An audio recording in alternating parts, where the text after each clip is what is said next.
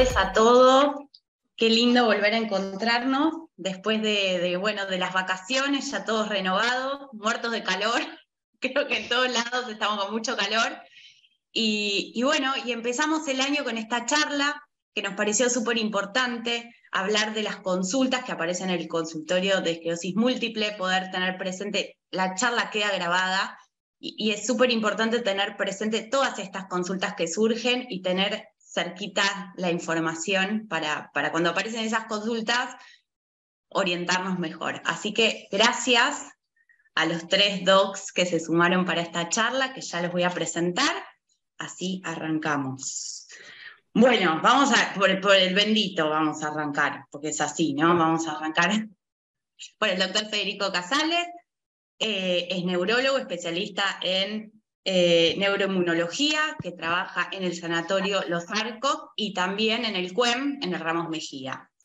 Tenemos a la doctora Agustina Piedrabuena, neuróloga, especialista en neuroinmunología, que está en Los Arcos también y que está en FLENI. Y por último, a la doctora Felisa Leguizamón, que también es especialista en neuroinmunología, en Los Arcos está y también en el Hospital Álvarez. Así que los dejo para que arranquemos con esta charla. Muchas gracias. Bueno, muchas gracias Joy y muchas gracias a todos por estar participando de esta charla. Un poco la idea es empezar a responder algunas dudas frecuentes. Es responder dudas frecuentes del consultorio. Por lo tanto, nuestra primera pregunta de hoy es, ¿qué es la esclerosis múltiple?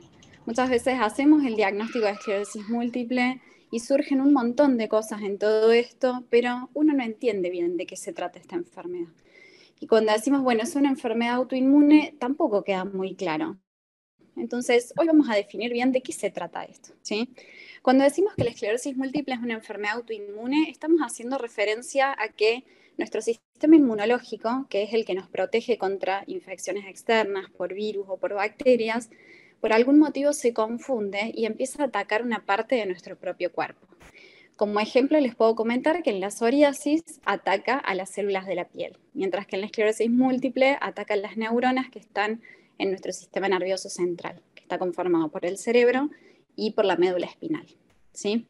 Acá vemos las células del sistema nervioso asustados porque los están atacando justamente, y lo que generan en el sistema nervioso es la desmielinización.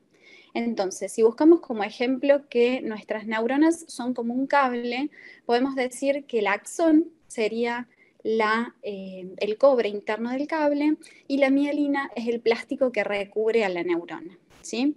Entonces, cuando se afectan la mielina, lo que genera es una transmisión del impulso nervioso de forma errónea. Siguiente diapositiva. Cuando hablamos de la esclerosis múltiple, a veces decimos, bueno, pero ¿por qué me tocó a mí? ¿Por qué? ¿Qué pasó? ¿Me la contagié? ¿La heredé de algún lado? ¿Cómo la desarrollé? Bueno, sabemos que la esclerosis múltiple es una enfermedad multifactorial, es decir, no hay una sola forma de adquirir la enfermedad. Por un lado, tenemos una predisposición genética. ¿Eso significa hereditario? No. Significa que cuando nosotros nos formamos, cuando éramos una sola célula, nuestros genes se formaron de cierta manera que generaron que con los años y frente a la exposición de ciertos factores podamos desarrollar esta enfermedad. Tener una predisposición genética es diferente a algo hereditario. La esclerosis múltiple no es una enfermedad hereditaria, ¿sí?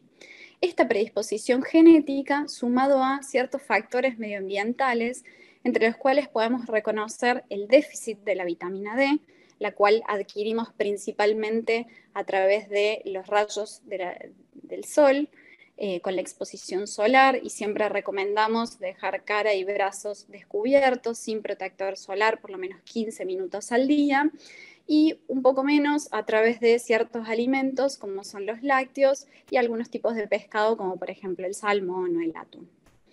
Otros factores incluyen a la dieta, y en la dieta no hay algo específico que nosotros podamos recomendar.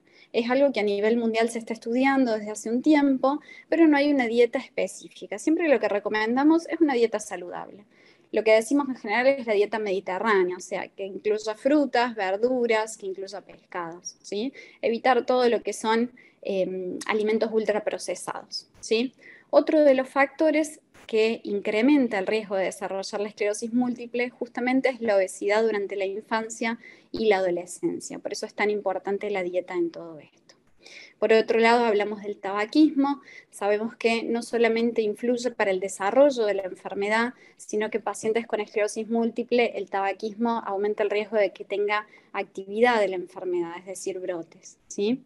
Y por último, y no menos importante, fue un tema que se habló mucho durante el año pasado por la publicación de un trabajo, es el virus del Epstein-Barr. Y aquí es importante destacar que hay en un 90% de la población este virus estuvo presente y tenemos anticuerpos para el mismo.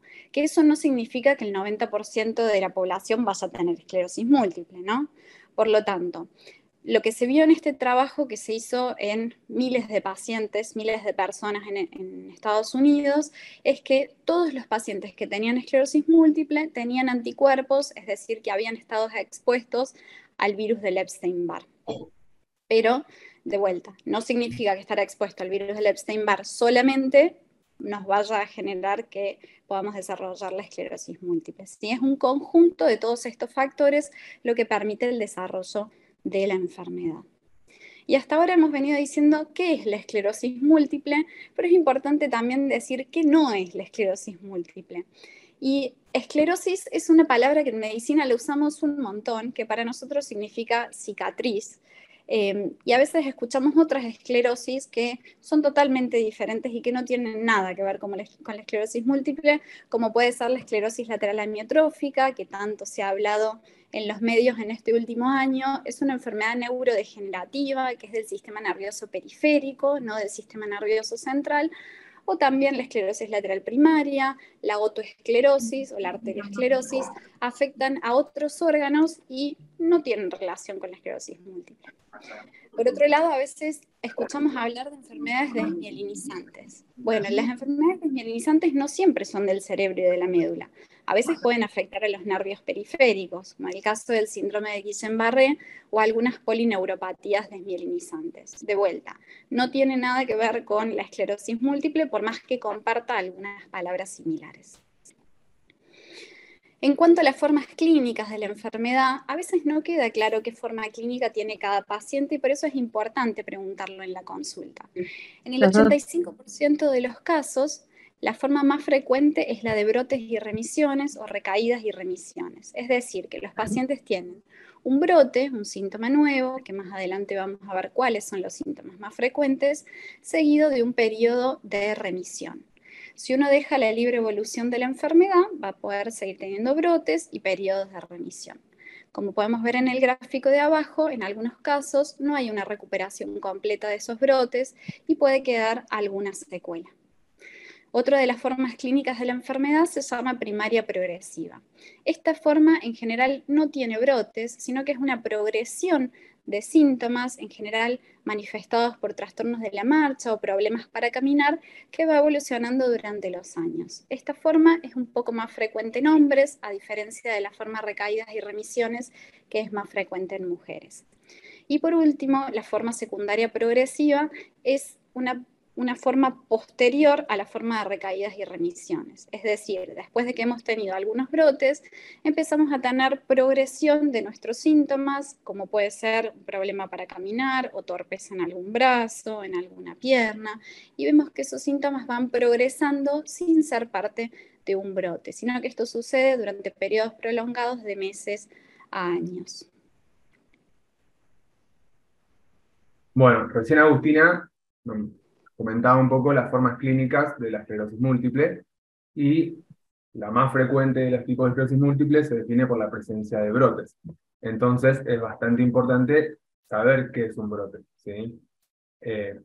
La definición de brote, básicamente, es un síntoma neurológico nuevo que dure por lo menos 24 horas seguidas, ¿sí? Y en ausencia de fiebre o una infección.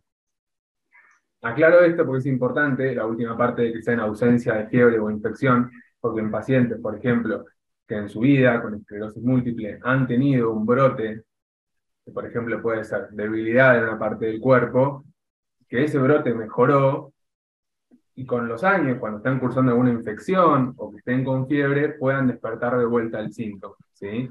Por eso es importante aclarar que no tienen que estar cursando con fiebre o infección, porque en ese caso se podría llamar que es un pseudobrote, ¿sí? Entonces, un síntoma neurológico nuevo que dure por lo menos 24 horas. Ahora después vamos a aclarar cuáles son los síntomas, porque no es cualquier síntoma que se puede considerar un brote, digamos. Por otro lado, un brote puede ser uni o multifocal, ¿sí? ¿Esto qué quiere decir? Que uno se puede presentar simplemente con un síntoma, por ejemplo, disminución de la visión de un ojo, ¿sí? O se puede presentar con más de un síntoma, ¿sí? Por ejemplo, alteración del equilibrio y además debilidad en un brazo, por ejemplo, ¿sí? Esto se debe digamos, a que pensamos que hay más de una lesión en la mielina, como contaba Agustina recién, que está generando los síntomas, ¿sí?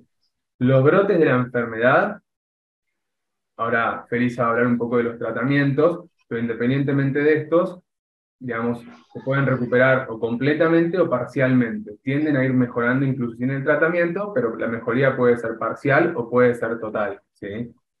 Y eso también es importante, de saber que los episodios neurológicos estos nuevos, para ser considerados como dos brotes distintos, tienen que pasar por lo menos 30 días en el medio entre ellos, ¿sí? Si yo tengo un síntoma nuevo, un brote, y tengo otro síntoma nuevo, a los 10 días se considera todo parte de un mismo brote, probablemente multifocal, ¿sí? Ahora, ¿qué síntomas me tienen que hacer pensar que puedo tener un brote? Bueno, los más frecuentes son la neuritis óptica, que básicamente es la disminución de la visión, generalmente de un solo ojo, que se asocia con dolor a la movilización del ojo, a una molestia alrededor del ojo, y con alteración de la visión de los colores.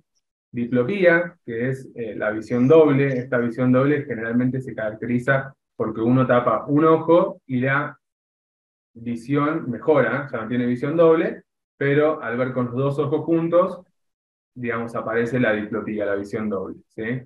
El vértigo o la falta de estabilidad, la alteración en el equilibrio, la sensación de que las cosas se mueven o giran, los trastornos sensitivos, que estos pueden presentarse tanto en más como en menos. ¿A qué me refiero con esto? Uno puede sentir, por ejemplo, pérdida de la sensibilidad, como si fuera anestesia de una parte del cuerpo, o puede sentir de más, ¿sí? Tener hormigueos, lo que llamamos parestesias, o puedes tener sensación de pinchazos, o puede tener sensación de quemante, ¿sí? Déficit motor, o sea, pérdida de fuerza, que puede ser de un brazo, de una pierna, de la mitad del cuerpo, o de las dos piernas. La falta de coordinación, por ejemplo, que nos cueste usar un brazo y agarrar los objetos que tenemos que agarrar, ¿sí? O que nos cueste coordinar las piernas, que nos cueste coordinar la marcha, y la alteración del control de los esfínteres. Esto sobre todo cuando tenemos brotes en la médula, ¿sí? O sea, lesiones nuevas en la médula. La alteración de los esfínteres generalmente es más en lo miccional, el tener que ir muchas veces, y en cuando uno tiene que defecar, digamos, es la constipación, ¿sí? Y también, así como es importante saber qué es un brote, como dijo Agustina, es importante saber qué no es esclerosis múltiple, también es importante saber qué no es un brote, ¿sí? Lo que habíamos dicho, tiene que durar por lo menos 24 horas. Entonces, si el síntoma que tenemos dura menos de 24 horas, no lo podemos considerar un brote, ¿sí? Y de estos son bastante frecuentes en la enfermedad, ¿sí? De hecho, quizás más frecuentes que los brotes, y también son molestos, ¿sí? Pero es importante saber que no son brotes, ¿sí? Se llaman fenómenos paroxísticos, que tienen un inicio súbito, la duración es breve, y son repetidos y estereotipados, quiere decir que todo el tiempo se presentan de la misma forma, ¿sí? Los más frecuentes son el signo de Lermite, que es una sensación eléctrica que empieza en la base de la cabeza, como en la nuca, que desciende por la espalda cuando uno flexiona la cabeza. Y en este caso, bueno, en algunas ocasiones lo asociamos con lesiones en la médula, digamos, en la médula cervical, ¿sí? Después está el fenómeno de Utov, que el fenómeno de Utov les va a sonar bastante familiar, que es la peoría o que aparezcan síntomas que ya habían mejorado previamente en contexto del aumento de la temperatura corporal, ¿sí? Aumento de la temperatura corporal puede ser tanto por fiebre, por actividad física, o por los días, por ejemplo, que estamos pasando esta semana, que haga mucho calor, ¿sí? Es decir, que tengamos un síntoma que haya mejorado, y en el contexto de calor, que empeore, ¿sí? Y los espasmos tónicos, que también son bastante frecuentes en la enfermedad, que son contracciones musculares recurrentes, dolorosas, de segundos de duración, que se dan sobre todo en las piernas, ¿sí? Otros síntomas también bastante frecuentes, que son paroxísticos, son las neuralgias, por ejemplo, siendo la neuralgia del trigémino una de las más frecuentes, que son dolores hipoeléctricos, ¿sí? Para todos estos, digamos, es importante que también surja esto en la consulta y poder discutirlo con el médico, porque también tienen un tratamiento para mejorar la calidad de vida, digamos, si aparecen estos síntomas, ¿sí?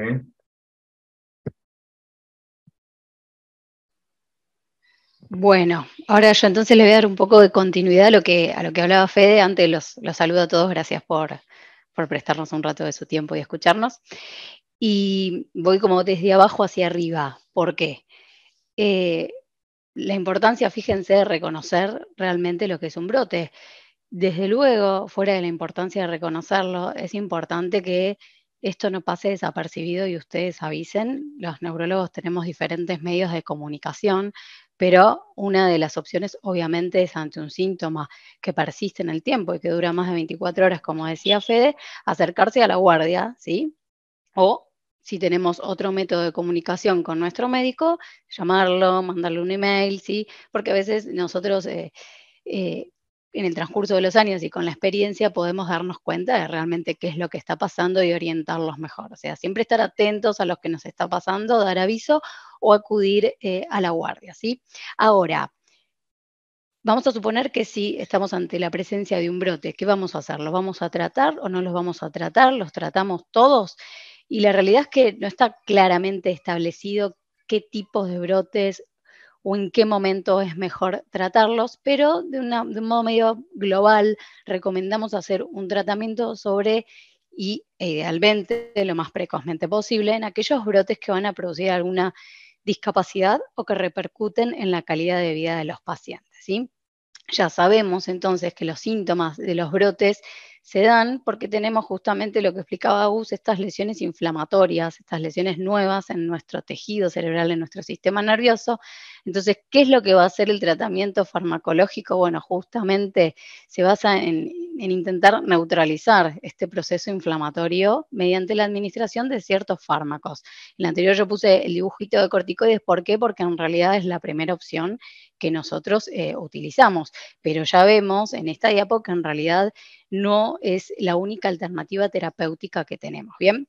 Entonces, ¿qué vamos a utilizar como tratamiento? Tenemos dos opciones. La primera opción es el corticoide, recuerden, ante un síntoma que nos invalide o que disminuya nuestra calidad de vida.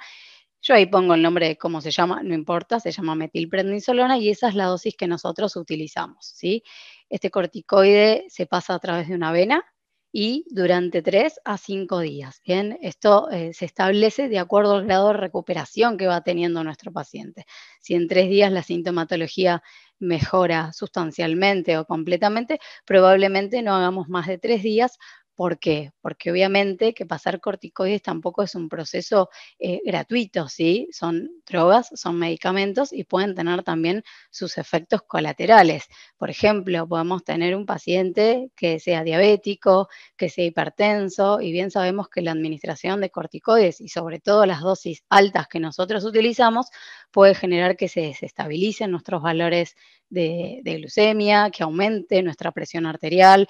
Entonces, desde luego que la decisión de instaurar un corticoide o no va a estar influenciada por muchos factores, por eso es importante siempre tener contacto con nuestro neurólogo, que es quien va a decidir la mejor conducta para nosotros. Y como decía un poquitito Fede también, la realidad es que ¿por qué ponemos corticoides ante un brote que nos disminuye nuestra calidad de vida? Porque lo que estamos haciendo es acelerar el proceso de recuperación. Doy un ejemplo, una persona que tiene una neuritis óptica y ve menos de uno de sus ojos, obviamente que eso es importante porque trabaja, es importante porque maneja, entonces la instauración de estos corticoides va a ser justamente que la persona trate de recuperar lo máximo posible y volver a su vida habitual, ¿sí? Pero el paciente tiene que estar informado de los efectos adversos del corticoide. También hay otros efectos adversos sobre la salud mental.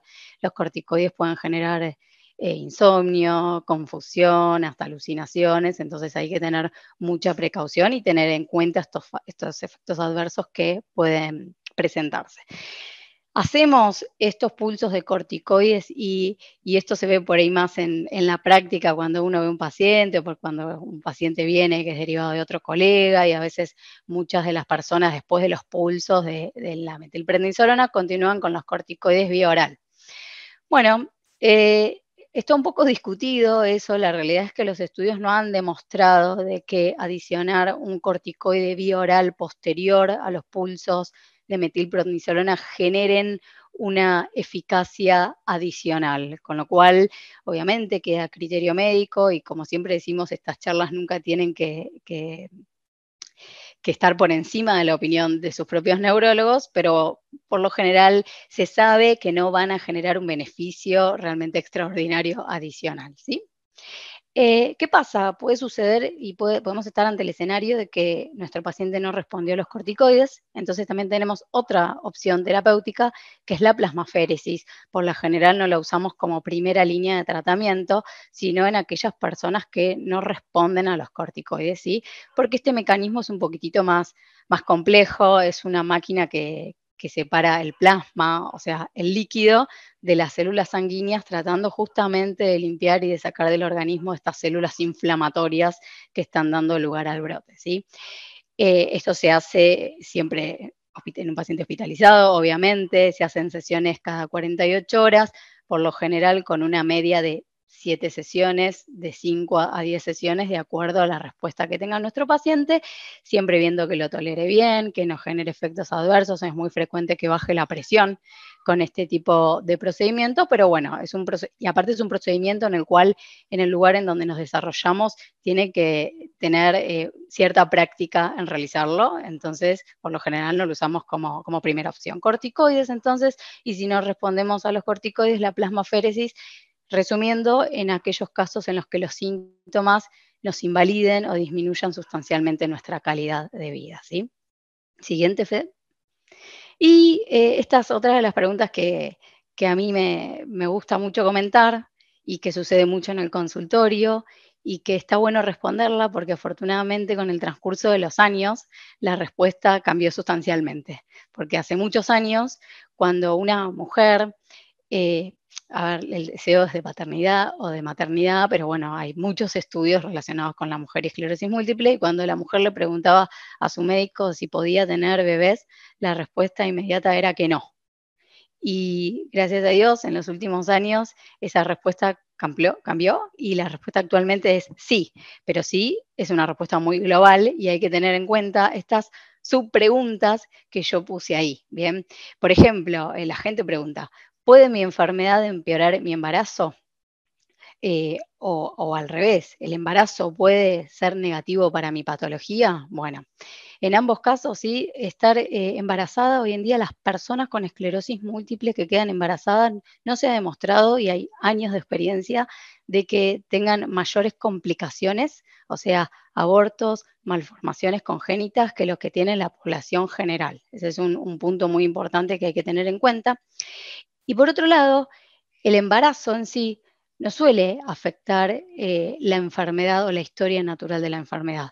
Muy por el contrario, como hay muchos cambios hormonales durante el embarazo, lo que suele suceder es que durante este tiempo suele haber un mecanismo hormonal de protección, y hasta por lo general los eventos, los brotes que contaba Fede, suelen disminuir a medida que avanza el embarazo, teniendo la precaución de que en el posparto inmediato, una vez que ya tuvimos a nuestro bebé, la posibilidad de brotes puede aumentar, ¿sí?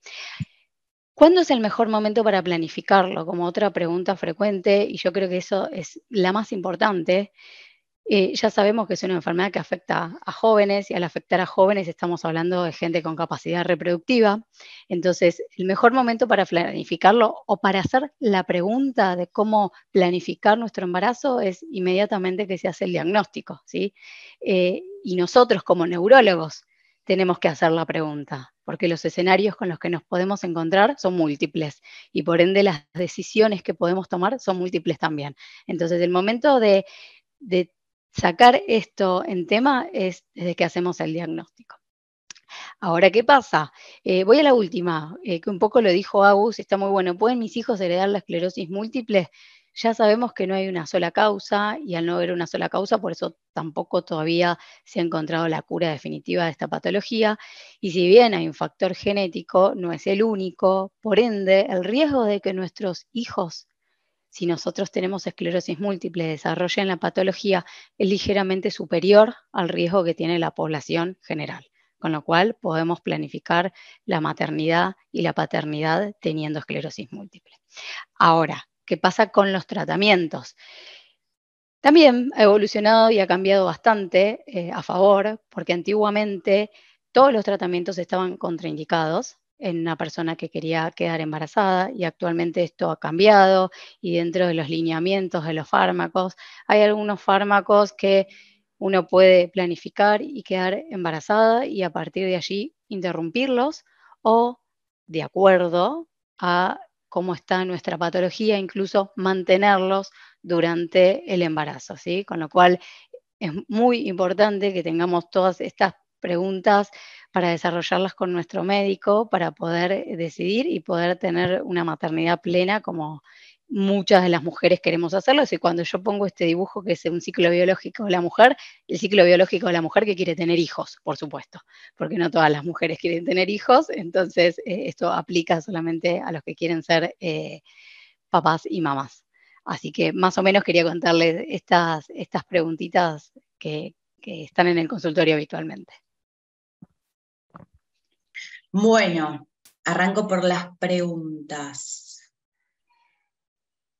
La primera es, quería saber si el dolor de nuca y cabeza y mareos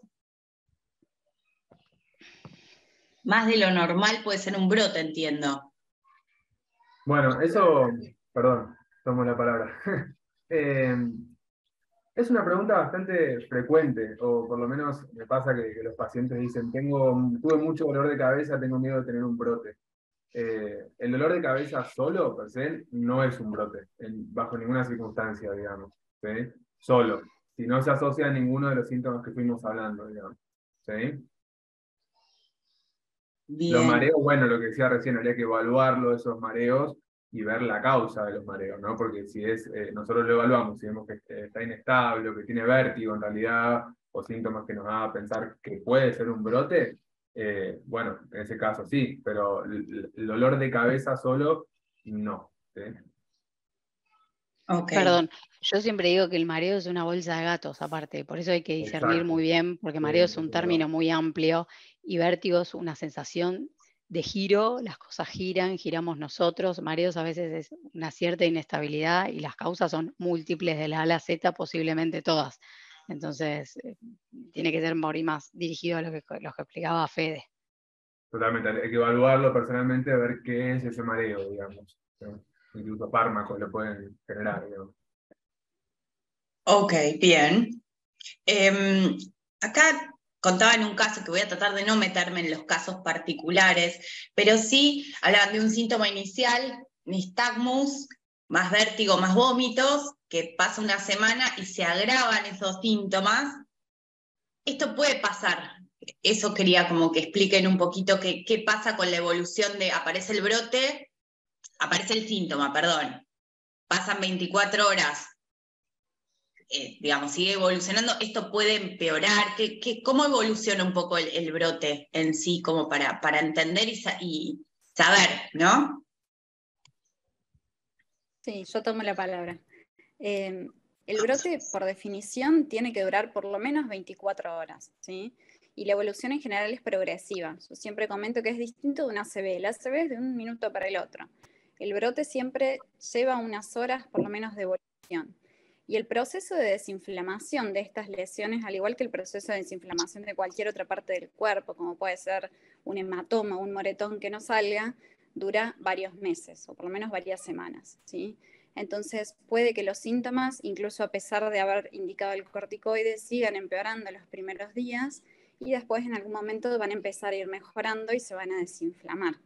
Un poco respondiendo a la siguiente pregunta de las formas secundarias progresivas que hablábamos, las formas secundarias progresivas evolucionan durante años, ¿sí? No es que si estamos dentro de un brote en los primeros meses podemos diagnosticarlo. Siempre hay que esperar por lo menos 2 o 3 meses para que se desinflame, para que los síntomas vayan disminuyendo y después evaluar qué secuela puede llegar a quedar de esos síntomas, de ese brote que se tuvo. Sí, y en esta pregunta que vos que era la que seguía, ¿no? De lo progresivo, esto, la pregunta también que agregan es, ¿esto significa que, por ejemplo, el nistagmus, las náuseas, el vértigo van a quedar de forma constante? No ¿En una forma necesariamente. progresiva? No, a ver, ahora lo primero que hay que hacer es esperar a que pase el periodo de desinflamación, que eso en algunos casos puede demorar hasta un par de meses, ¿sí? Hay que tener un poco de paciencia. Y después la secuela que pueda llegar a quedar, vamos a ver. En general los síntomas un poco mejoran, no sabemos si van a mejorar un 100% o no, pero en general mejoran. Y en cuanto a las formas secundarias progresivas, no es algo que se agrega después, que queda después del brote, sino que son síntomas que van progresando despacito con los años y en general se diagnostican por lo menos 10 años después del diagnóstico de la forma brotes y remisiones. Creo que respondí la pregunta, ¿no? Sí, no sé si se entendió. y respecto de esto, por ejemplo, si fuera vértigo y náuseas, no significa que van a tener vértigo y náuseas todos los días, las 24 horas. No. Digamos, Lo más eso me probable parece es que que es un poco la mejoren. pregunta. Claro. Sí, lo más probable es que Incluso en una mejoren. forma progresiva, ya sea secundaria o primera progresiva, no es que aparece un síntoma y ese síntoma lo tenés las 24 horas del día. No, tal cual. Perfecto. Sigo con las preguntas, chicos.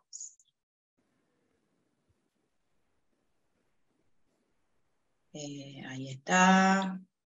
Vamos a seguir, esa la respondimos. Ahí hay alguien que está contento de verte, Aus, el lunes. Gracias. A ver, chicos, no sé si ustedes ven ahí. Sí, ahí Julia.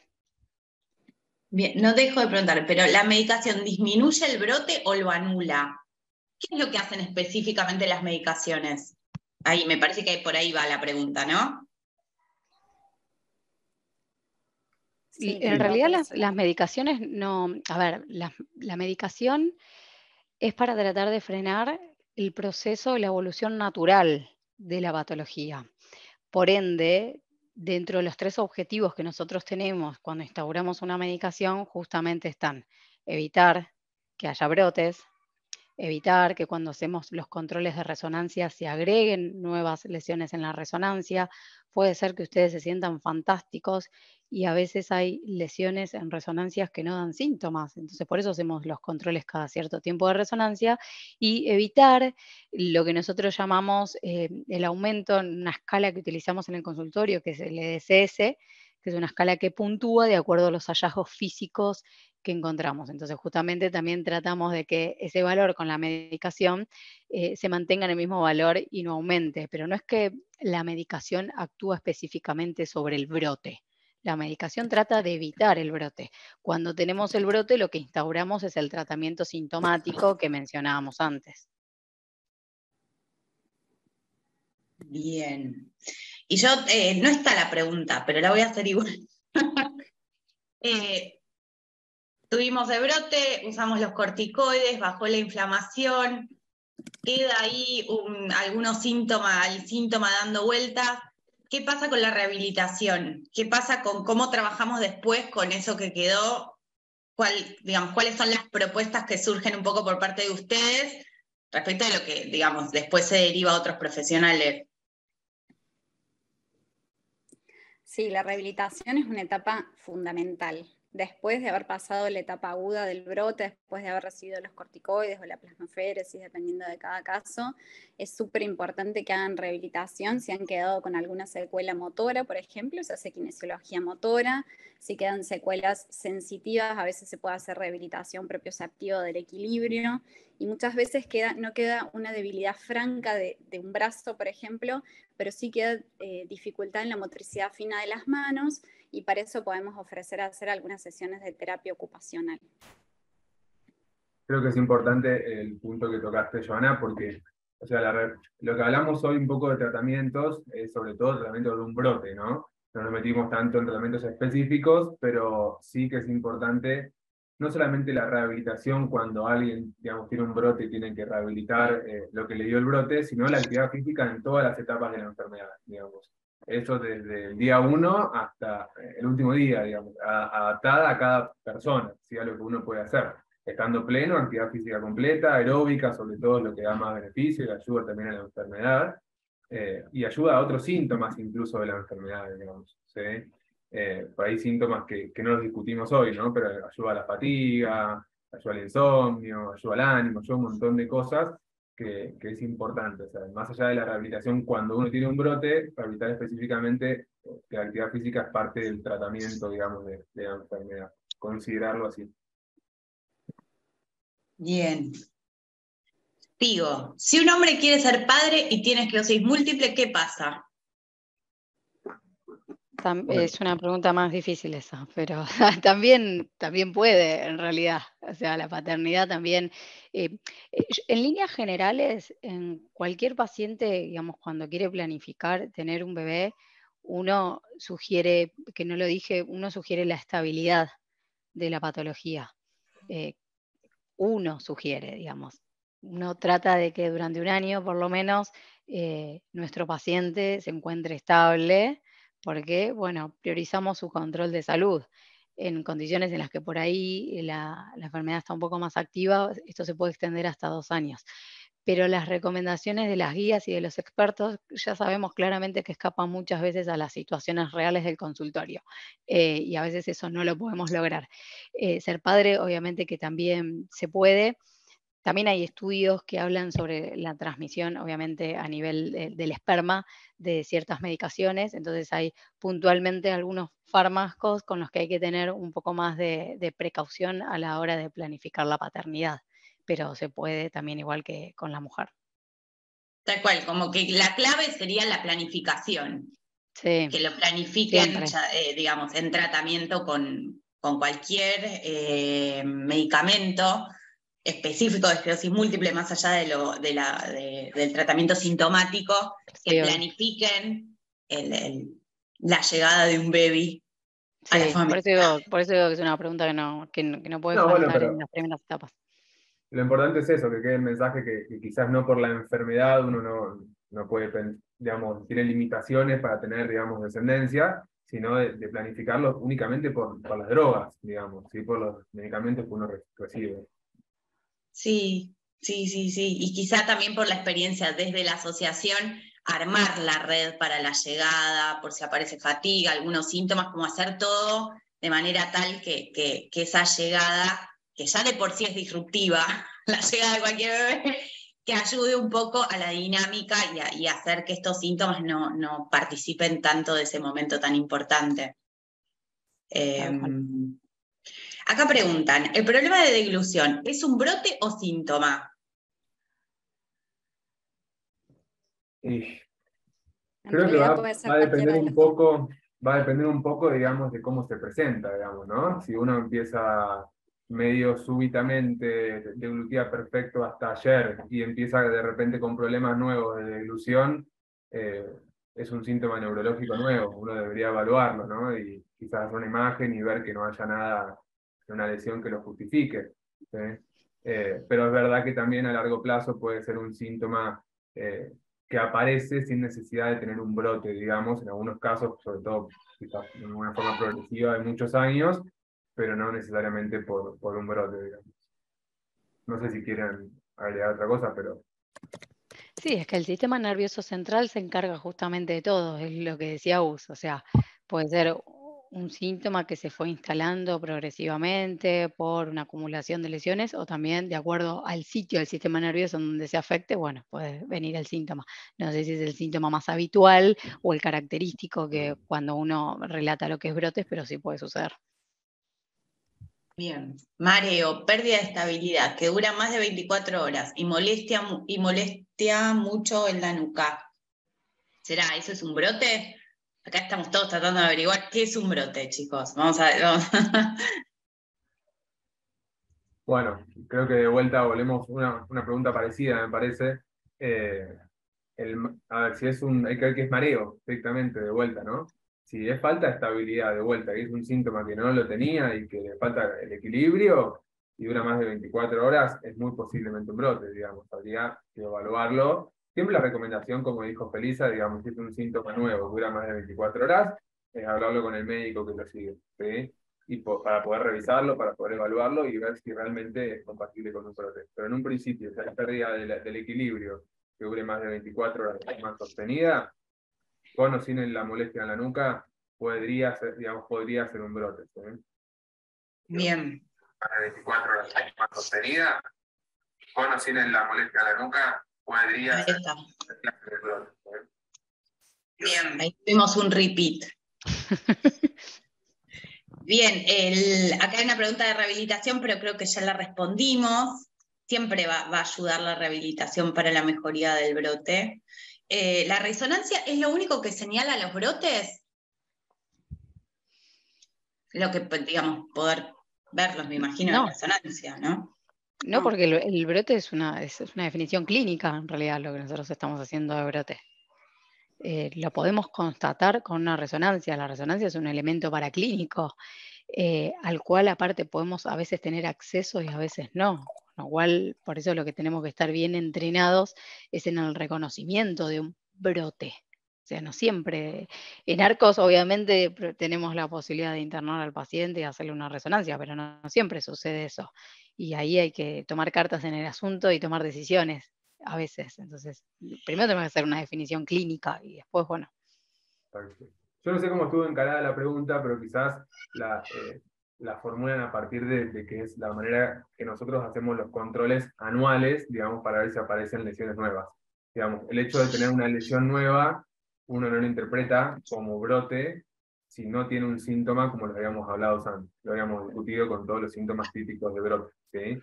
Pero sí uno hace los chequeos de resonancia a pesar de no tener síntomas nuevos para ver si aumentan las lesiones, ¿sí? Que son las formas que tenemos para chequear que la enfermedad no esté activa, porque a veces las lesiones nuevas no dan síntomas y no presentan brotes, ¿sí?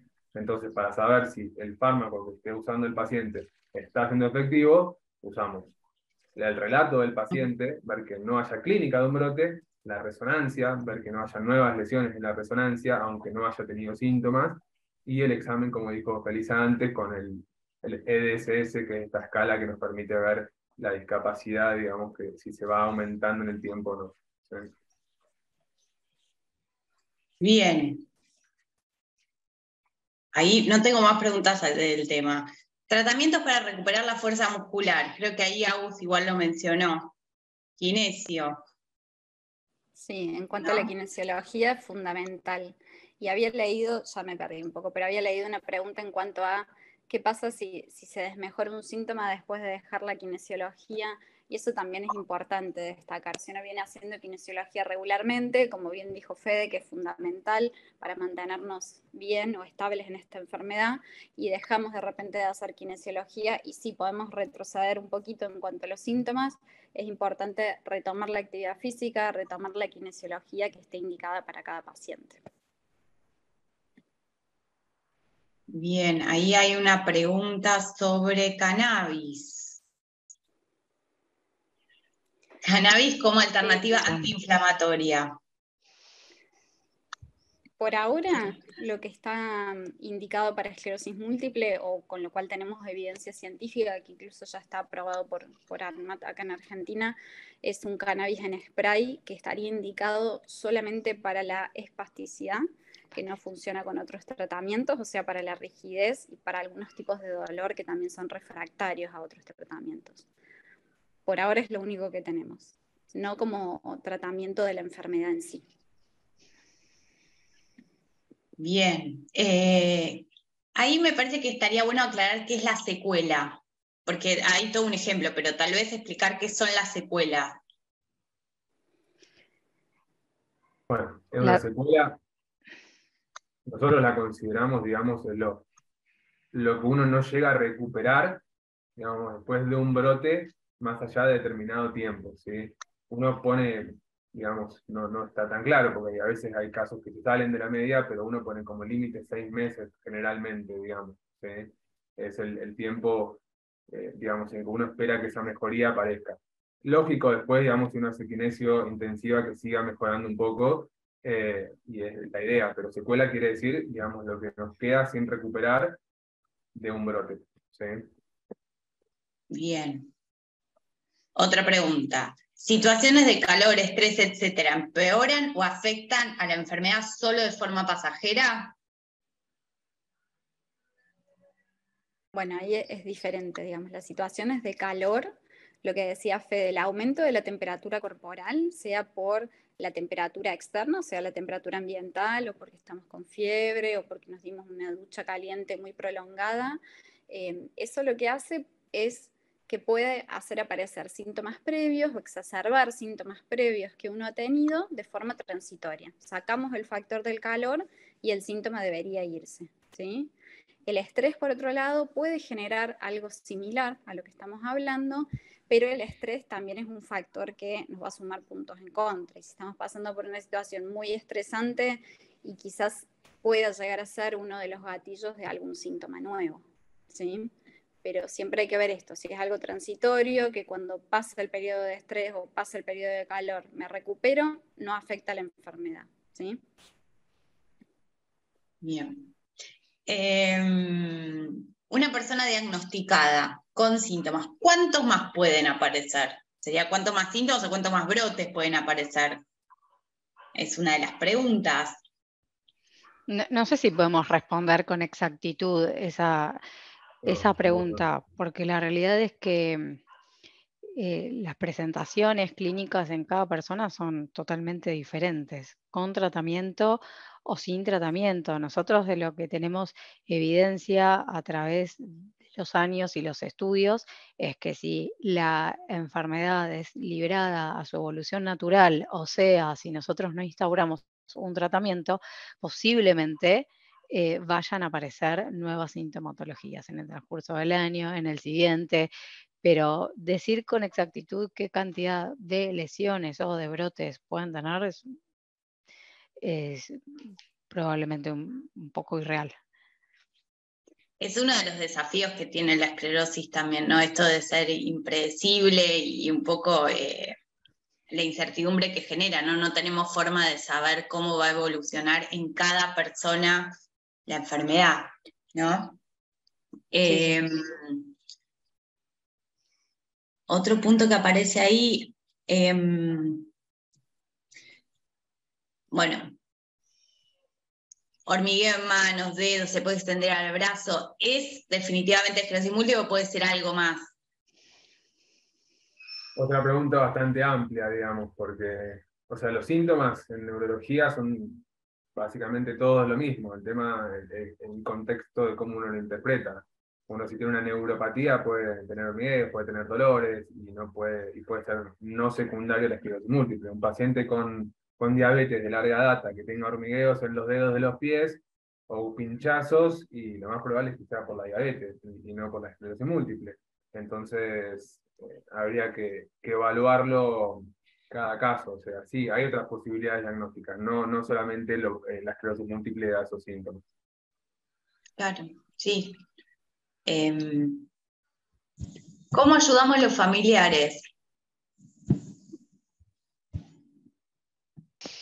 Bueno, acompañando, y como yo siempre digo, no tratando de que no se pierda la identidad de la persona.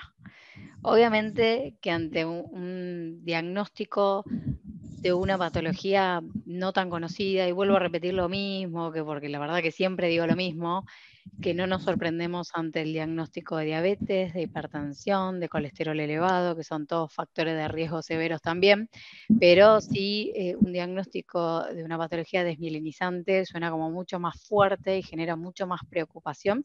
No digo que no sea importante, por supuesto, pero sí de tratar de que nuestro familiar, si tiene este diagnóstico, no pierda la identidad. O sea, acompañar no significa encerrar en un termo a una persona y que a partir de allí controlemos, no dejemos que haga, que salga, que entre, que es lo que en algunos casos se ve, porque como familiares queremos, amamos y por ende cuidamos.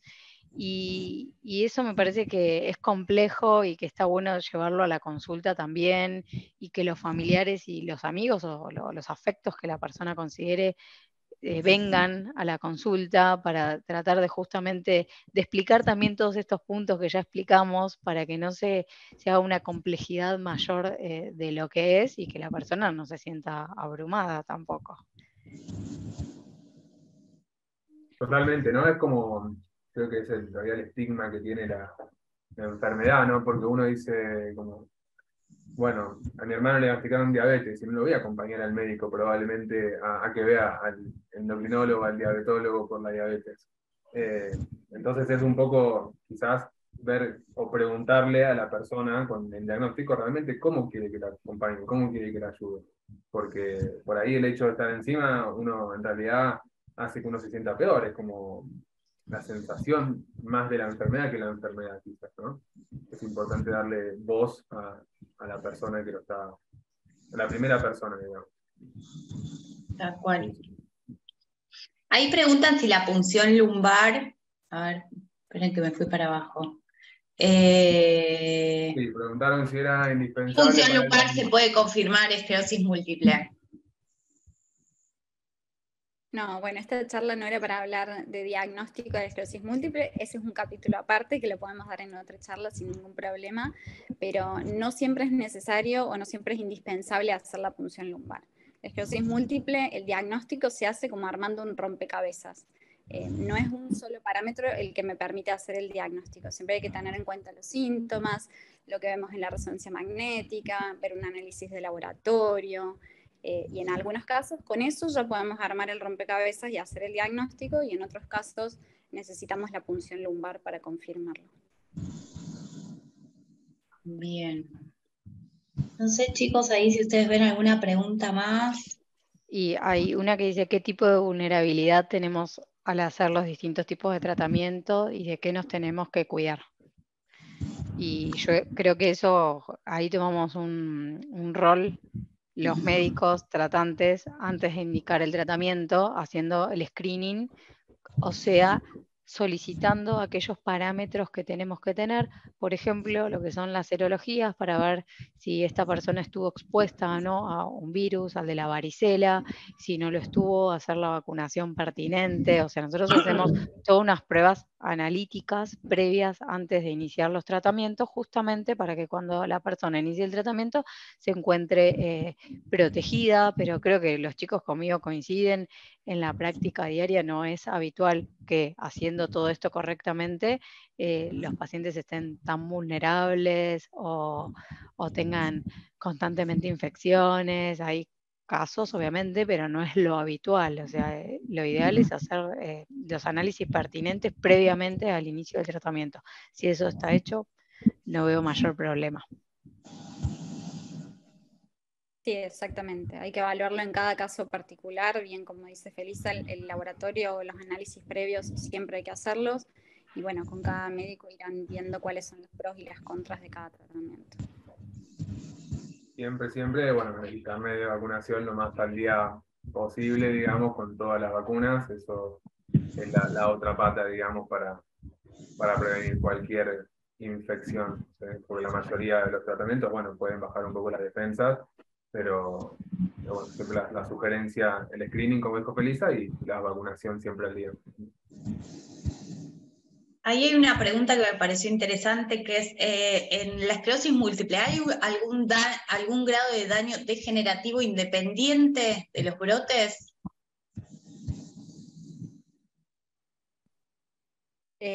puede haber, a ver, se cree, no se sabe muy bien todavía esto, pero se cree que hay una etapa de la enfermedad que es un poco más inflamatoria, que es en el cual hay presencia de brotes, y hay otra etapa que sería un poco más neurodegenerativa y que estaría relacionada con la forma secundaria progresiva. La realidad es que podría haber un daño degenerativo independiente de los brotes, pero ya estaríamos quizás hablando de una forma secundaria progresiva y no de una remitente recurrente. Bien.